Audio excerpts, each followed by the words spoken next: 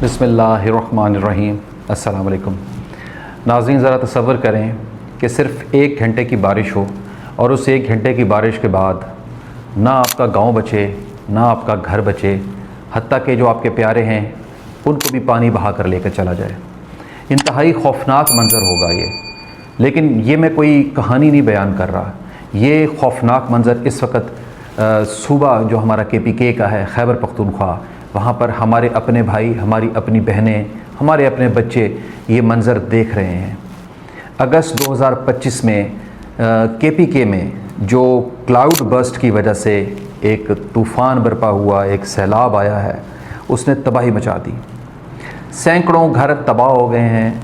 अब तक की रिपोर्ट के मुताबिक तकरीबन 1000 से ज़्यादा जो है अफराद वो इस वक्त हलाक हो चुके हैं और कई लोग हैं जो कि मुकम्मल तौर पर बेघर हुए बैठे हैं। मस्जिदें नहीं रहीं, पुल तबाह हो चुके हैं, सड़कें बह चुकी हैं, स्कूल्स ख़त्म हो चुके हैं और तो और पुलिस स्टेशंस तक तबाह हो चुके हैं।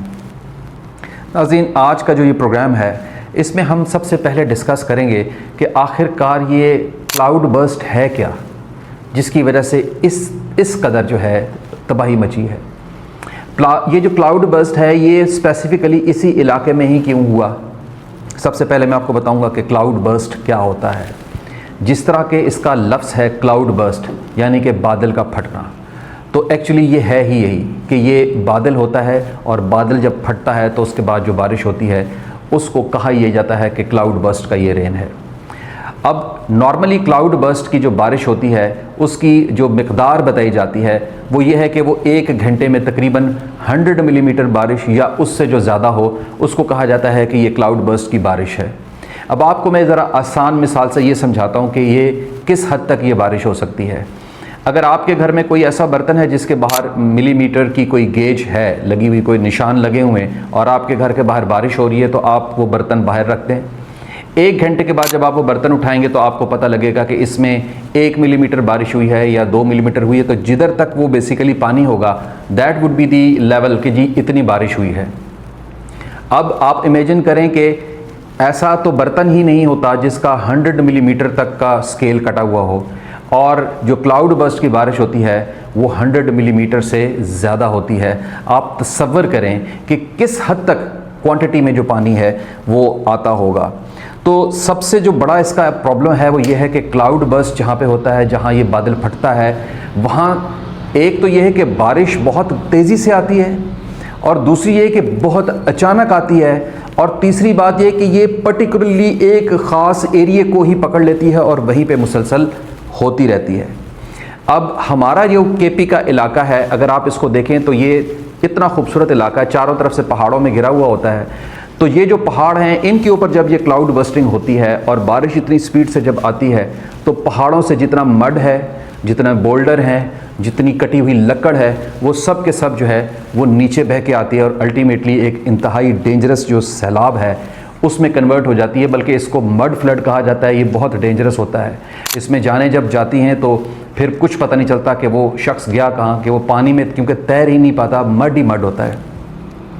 अब इस हालिया वाक़यात जो हुए उसमें मैं बुनेर का ख़ास तौर पर जिक्र करूँगा, जहाँ पे क्लाउड बर्स्ट का जो एक वाक़या लोगों ने देखा, लोगों ने वीडियो देखी कि किस तरीके से पानी इंतहाई तेज़ी से उस इलाके में आया है पहाड़ों से नीचे और फिर आके उसने तबाही मचा दी। वहाँ पर नाज़रीन तकरीबन 150 मिलीमीटर से भी ज़्यादा जो है बारिश वो रिकॉर्ड की गई, जो कि इंतहाई ख़तरनाक, और इस तरह के लेवल की बारिशें बहुत कम जो है इंसानों ने अपनी लाइफ में देखी है और ये वहाँ पर हुई है। अब क्लाउड बर्स्ट की वजह जो है वो क्या होती है? माहिरीन के मुताबिक जो है ये ग्लोबल वार्मिंग की एक वजह है। हवा में एक नमी का एक ख़ास एक तनासुब है जो कि होना चाहिए। हवा जो है वो नमी को एब्जॉर्ब करती है लेकिन एक लिमिट तक कर सकती है।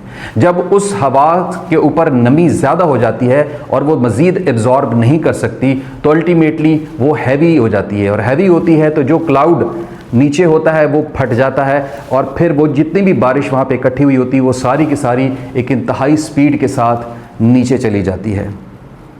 अल्लाह ताला ने एक बड़ा अच्छा एक निज़ाम हमारे लिए एक बनाया हुआ है कि जो हमारे आम दिनों में जो बारिशें होती हैं ये इसीलिए ज़्यादा स्पीड से नहीं आती कि उस क्लाउड के ऊपर से जब वो गुज़र के नीचे आती हैं तो अल्लाह ताला ने उनकी स्पीड ऑटोमेटिकली स्लो कर देते हैं।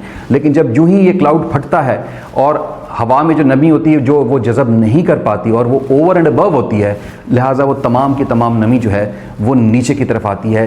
اس علاقے میں ایگزیکٹلی یہی ہوا، ہوا میں جو نمی تھی وہ اس سے بہت زیادہ آ گئی اور وہ رپورٹڈلی بحیرہ عرب اور جو بحیرہ ہند ہے وہاں سے بیسیکلی یہ ڈائیورٹ ہو کے اس علاقے تک آئی ہے۔ اب میں بات کروں گا کہ اس علاقے میں جو سیلاب آئے ہیں ان سیلابوں کی جو ایک شدت ہے وہ اتنی کیوں ہے، اور خاص طور پر پھر اس علاقے میں جو سیلاب آتے ہیں وہ کیوں آتے ہیں۔ تو پہلا تو اس کا ریزن وہی ہے جو میں نے آپ کو پہلے بتایا ہے کہ جو گلوبل وارمنگ ہے اس کی وجہ سے جو سراؤنڈنگز ہیں وہ گرم ہوتی ہیں اور ہوا میں جب وہ نمی زیادہ ہو جاتی ہے تو بارشیں زیادہ ہوتی ہیں۔ اس علاقے میں ہمیشہ اسی گلوبل وارمنگ کی وجہ سے زیادہ بارشیں ہوئی ہیں، اور انفارچونیٹلی جس طرح میں نے آپ کو بتایا پہاڑوں کا علاقہ ہے تو مڈ جو ہے وہاں پہ بہت زیادہ ہے، لینڈ سلائڈنگ سٹارٹ ہو جاتی ہے، اور یہ ایک بڑا ریزن بنتا ہے جو سیلابوں کا۔ دوسرا جو ایک بہت بڑا ریزن ہے وہ ہے جنگلات کی کٹائی۔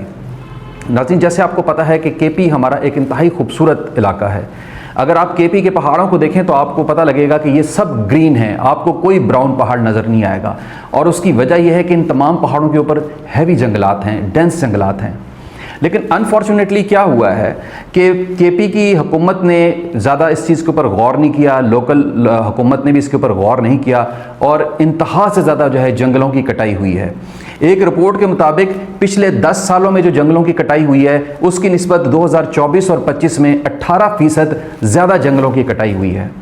اب ہوتا کیا ہے کہ جب یہ پہاڑوں کے اوپر جب جنگل ڈینس ہوتے ہیں اور بارشیں ہوتی ہیں تو یہ جو درخت ہیں یہ ان بارشوں کے پانی کو ایبزارب کر لیتے ہیں، جذب کر لیتے ہیں، تو بارشیں جو ہو بھی جائیں تو پانی انتہائی سلو سپیڈ سے نیچے پہاڑوں سے اترتا ہے۔ لیکن جب یہ درخت کٹ جاتے ہیں تو پھر کیا ہوتا ہے کہ جو بارش گرتی ہے تو ادھر جب پانی جذب کم ہوتا ہے درختوں میں تو وے اس کو زیادہ ملتا ہے پانی کو بہنے کا۔ جب پانی کو بہنے کا رستہ ملتا ہے اور پانی نیچے آ رہا ہوتا ہے تو ساتھ ساتھ وہ اپنے بڑے بولڈرز کو بھی موو کر کے نیچے لاتا ہے، کھسکاتا ہے، اس کو لینڈ سلائڈنگ بولتے ہیں۔ وہ بولڈرز جب نیچے آتے ہیں تو ان کے آگے پھر وہ چونکہ اتنے بڑے بڑے بولڈرز ہوتے ہیں تو ان کے آگے کوئی بھی درخت آ جائے وہ اس کو بھی ڈیمیج کرتے ہیں، اور الٹیمیٹلی آ کر نیچے اس پانی کا حصہ بن جاتے ہیں جو سیلاب کی صورت میں بہہ رہا ہوتا ہے۔ جو گھر تباہ ہوتے ہیں، جو دریاؤں کے جو سائڈنگز ہیں وہ تباہ ہوتی ہیں، گاڑیاں تباہ ہوتی ہیں، پل ڈیمیج ہوتے ہیں، اس کا ریزن وہ وہی بولڈرز ہوتے ہیں جو ان پہاڑوں سے نیچے آ رہے ہوتے ہیں۔ اور پہاڑوں سے نیچے بولڈر آنے کا جو مین ریزن ہے وہ ہے جنگلوں کی کٹائی، کہ جب آپ درخت کم کر دیں گے تو پھر بولڈر نے سرک کے نیچے ہی آنا ہے۔ تو یہ ایک بہت بڑا ظلم ہے جو کہ اس علاقے میں ہو رہا ہے، اور جنگلات کی کٹائی کی وجہ سے یہ سب کچھ ہوا ہے۔ اچھا، اس کے بعد یہ ہے کہ انسانوں کی جو اس علاقے میں، اب دیکھیں میں بات کر رہا ہوں نا، آج تقریباً 1000 سے زیادہ افراد جو ہے یہاں اگر ہلاک ہوئے ہیں تو اس میں انسانوں کی بھی کچھ غلطیاں ہیں۔ انفراسٹرکچر کی تو ڈیفینیٹلی خامیاں ہیں کہ ہم نے کیوں کسی کو بنانے دیا دریا کے کنارے بڑے بڑے ہوٹلز بنا دی۔ اس میں ایکچولی 2 ڈفرینٹ قسم کی کیٹیگریز ہیں جن کو بہت ڈیمیج ہوا ہے اس سیلاب میں۔ پہلی کیٹیگری تو وہ ہے جو پیسے والا بندہ ہے، ہو سکتا ہے کہ وہ کے پی کا رہنے والا بھی نہ ہو، وہ سندھ کا ہو، کراچی کا ہو، پنجاب کا ہو، لیکن اس نے کیا کیا کہ اس نے وہاں پر ایک 3 منزلہ 4 منزلہ بالکل دریا کے اوپر جو ہے اس نے اپنا ہوٹل بنا لیا ہے، ٹورسٹ کو اٹریکٹ کرتا ہے، زیادہ پیسے کماتا ہے۔ دوسرا گروپ وہ بیچارہ غریب آدمی ہے جس کو کسی جگہ پہ کوئی ٹھکانہ نہیں ملتا، تو الٹیمیٹلی وہ کیا کرتا ہے کہ وہ اپنا گھر یا اپنی دکان جو ہے دریا کے کنارے اسٹیبلش کر لیتا ہے۔ جو ہماری غلطی یہی ہے کہ ہمیں یہ دیکھنا چاہیے کہ ان علاقوں میں ہم گھر نہ بنائیں۔ اپنی جان سے زیادہ تو کوئی چیز عزیز نہیں ہے، لیکن پھر کیا کریں، غربت کے مارے بیچارے لوگ وہاں پہ گھر بنا لیتے ہیں۔ کوئی منصوبہ بندی کسی جگہ پہ نظر نہیں آتی، جو ایک شہری منصوبہ بندی جسے آپ کہتے ہیں وہ تو ہے ہی نہیں۔ میں نے پنجاب کے علاوہ یا اسلام آباد کے علاوہ تو کہیں کوئی منصوبہ بندی دیکھی نہیں، نہ بلوچستان میں، نہ سندھ میں، اور اسی طرح نہ کے پی میں۔ تو جب شہری منصوبہ بندی نہیں ہوگی تو لازم بات ہے ہر جس کا جہاں دل کرے گا وہ گھر بناتا رہے گا۔ اب بات کروں گا کہ نقصان کتنا ہوا ہے۔ ناظرین، اوور آل ملک میں تقریباً اس وقت 1144 افراد جو ہے وہ ہلاک ہو چکے ہیں اس سیلاب کے حساب کتاب میں، جس میں سب سے زیادہ جو ہلاکتیں جو ہے وہ کے پی میں اور خاص طور پہ بونیر کی بات کروں گا وہاں پہ ہوئی ہیں۔ اب تک کی رپورٹس کے مطابق تقریباً 397 سے زیادہ افراد جو ہے وہ ہلاک ہو چکے ہیں، 645 جو ہے وہ شدید زخمی ہیں، یعنی کہ ہلاکتوں کی تعداد میں اضافے کا بہت زیادہ چانس ہے۔ 3200 سے زائد مویشی جو ہے وہ پانی میں بہہ چکے ہیں یا ہلاک ہو چکے ہیں۔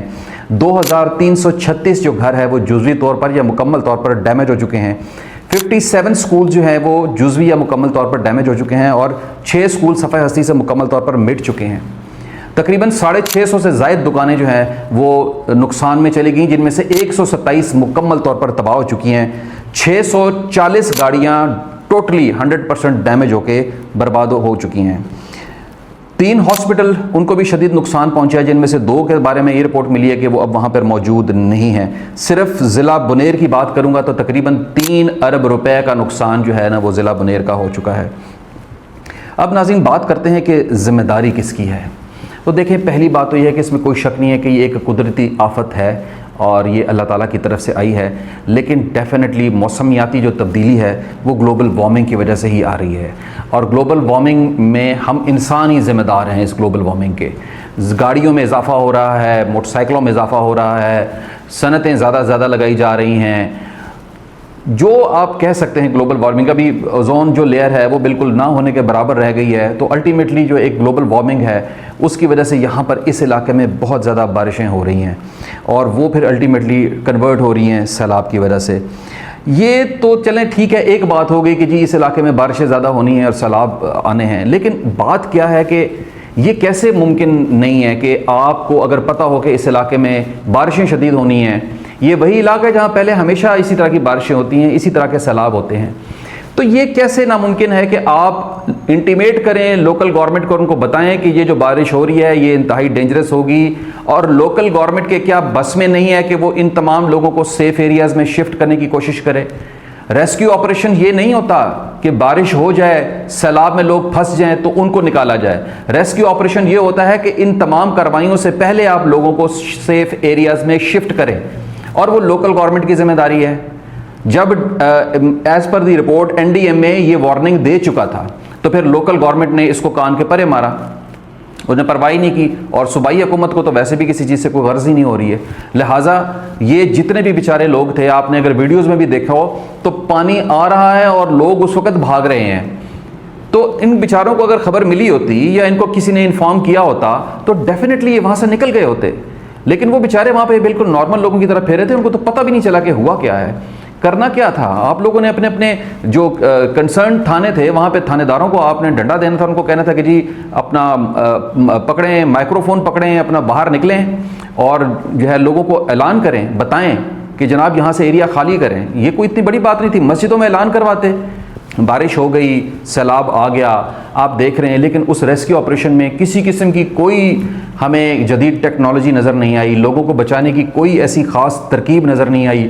چھوٹے موٹے آپریشن فوج نے اور لوکل لوگوں نے بیچاروں نے مل کر کیے، اور رپورٹس کے مطابق آئی ڈونٹ نو کس حد تک یہ سچی بات ہے کہ کوئی 800-850 بندہ انہوں نے بچایا ہے۔ لیکن یہ ہے کہ ہر دفعہ یہ کیوں ہوتا ہے کہ سیلاب آیا ہے اور اس کے بعد کام شروع ہوا ہے، اور اس میں بھی پھر سب کی نظریں یہی ہوتی ہیں کہ جی فوج کے جہاز آئیں، فوج کے ہیلیز آئیں اور وہ آ کے بچائیں، یا بیچارے لوکل لوگ لگے ہوتے ہیں۔ تو لوکل گورنمنٹ کا بھی کوئی کام ہے، کوئی صوبائی حکومت کا بھی کوئی کام ہوتا ہے، وہ کسی جگہ پر کوئی نظر نہیں آ رہا۔ اور سب سے امپورٹنٹ تو یہ کہ اگر انسانوں کی جان بچانی ہے تو لوکل گورنمنٹ کی سب سے بڑی ذمہ داری تو یہ بن جاتی ہے کہ جو ان دریاؤں کے کنارے جو ہوٹل آباد ہو رہے ہیں، وہ رشوت دے کے آپ لوگوں کو جو پیسہ لے کر وہ آپ ان کو اجازت دے دیتے ہیں یہ بڑے بڑے ہوٹل بنانے کی، پیسہ لے کے آپ لوگوں کو درخت کاٹنے کے لیے الاؤ کر دیتے ہیں کہ ہاں جی درخت کاٹتے رہیں۔ اتنی غیر قانونی طور پر درخت کی کٹنگ جو ہوئی ہے، جس بندے نے یہ درخت کٹوائے ہیں وہ تو ہو سکتا ہے خود بیٹھا ہوگا کراچی میں یا بیٹھا ہوگا لاہور میں، اور اس نے نقصان کر دیا سارا KP کے لوگوں کا۔ اس وقت بھی اگر آپ دیکھیں تو وہاں پہ جتنے بھی دریا ہیں جہاں پر سیلاب آیا ہے ان کے پانی تو نظر ہی نہیں آتا، سب لکڑ ہی لکڑ نظر آ رہی ہے، مڈ ہی مڈ نظر آ رہا ہے۔ تو آپ کے بھی کسی کام کی لکڑ نہیں رہی ہے، وہ ساری بہہ کر نیچے آ گئی ہے۔ تو یہ لوکل حکومت کا کام ہے۔ یہاں پر اگر آپ دیکھیں تو وائلڈ لائف والے، محکمہ جنگلات والے بڑی سختی کر رہے ہوتے ہیں کہ جی کسی کو کچھ بھی نہیں کرنے دیتے، ایک پتہ نہیں ہلانے دیتے۔ تو بھائی جس جگہ پر لوگ آباد ہیں وہاں پہ پھر آپ لوگ کیوں خاموش ہیں؟ کیونکہ وہاں پہ آپ کو پیسہ بڑا اچھا مل رہا ہے، پیسہ ملتا ہے تو آپ لوگوں کو الاؤ کر دیتے ہیں، لکڑ کاٹی جاؤ، ٹھیک ہے، ہوٹل بنائی جاؤ۔ تو کوئی قانون ہونا چاہیے، کوئی طریقہ کار ہونا چاہیے۔ انسان کی جو زندگی کی قیمت ہے وہ اتنی کم نہیں ہے جتنی ہم پاکستانیوں نے سوچ لی ہے۔ اپنا بہت سارا خیال رکھیں، انشاءاللہ کل حاضر ہو جاؤں گا ایک نئے ٹاپک کے ساتھ۔ اجازت دیجیے، اللہ حافظ۔